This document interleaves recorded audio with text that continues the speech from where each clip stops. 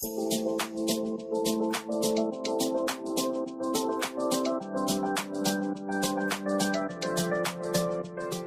m'appelle Ilassani, je suis juriste privatiste de formation et expert en genre et en éducation à la paix.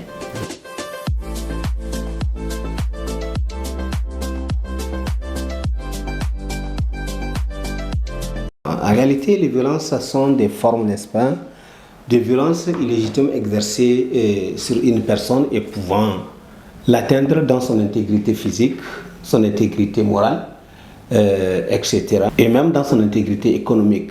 Pour ce qui est de la violence numérique, il faut retenir que c'est toute forme d'agression ou de dommages causés par le biais des technologies numériques telles que les réseaux sociaux, messagerie, jeux en ligne, etc.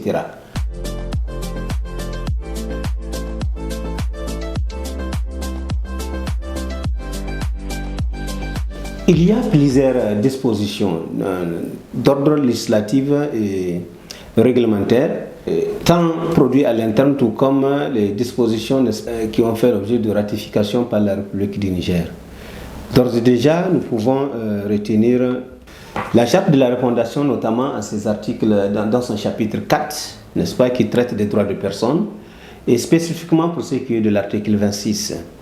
Après la Charte de la refondation, nous sommes en droit de citer la Déclaration universelle des droits de l'homme de 1948, la CEDEF, donc, qui est la Convention sur l'élimination de toutes les formes de discrimination à l'égard de la femme de 1979.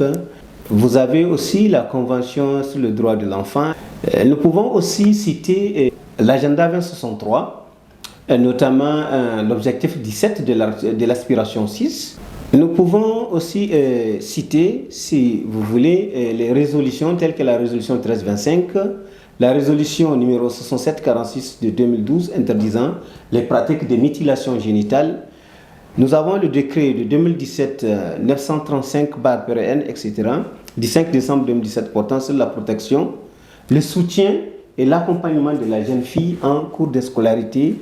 Mais nous ne pouvons pas ne pas aussi citer l'ordonnance numéro 2024 du 28 juin 2024 modifiant et complétant la loi numéro 2019-33 du 3 juillet 2019 portant répression de la cybercriminalité en République du Niger. Aussi la loi numéro 2012-45 de 2012 qui interdit toute forme de discrimination fondée sur le sexe, l'âge, la race, l'ethnie, etc., etc. Autant de dispositions législatives et réglementaires, n'est-ce pas, qui encadrent les violences basées sur le genre de manière globale et spécifiquement les violences faites aux femmes et aux jeunes filles.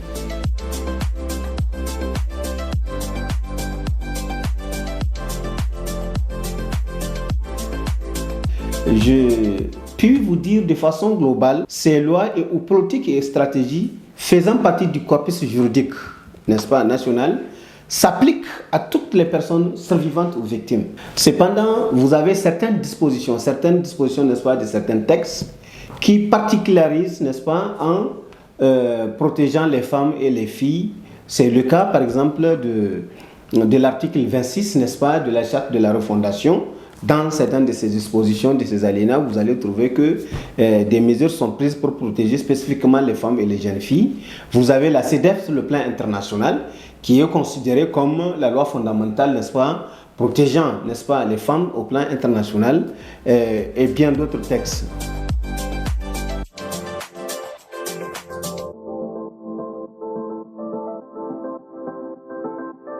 Citer sans être limitatif le harcèlement en ligne, ce que certains appellent communément le cyberharcèlement. Vous avez par exemple la diffamation ou les injures, qui sont, n'est-ce pas, des propagations des propos mensongers ou injuriés. Vous avez l'usurpation d'identité. Vous avez, n'est-ce pas, ce qu'on appelle le doxing, qui, si vous voulez, constitue une certaine divulgation d'informations personnelles, n'est-ce pas, que ce soit des adresses, des numéros, contre, n'est-ce pas, son accord. Vous avez ce qu'on appelle les revanches porno, qui sont, si vous voulez, des diffusions non consensuelles d'images intimes. Voilà, les cybertalking, etc., etc. Il y en a plusieurs qui sont prévus et punis, n'est-ce pas, par l'ordonnance portant, n'est-ce pas, répression de la cybercriminalité.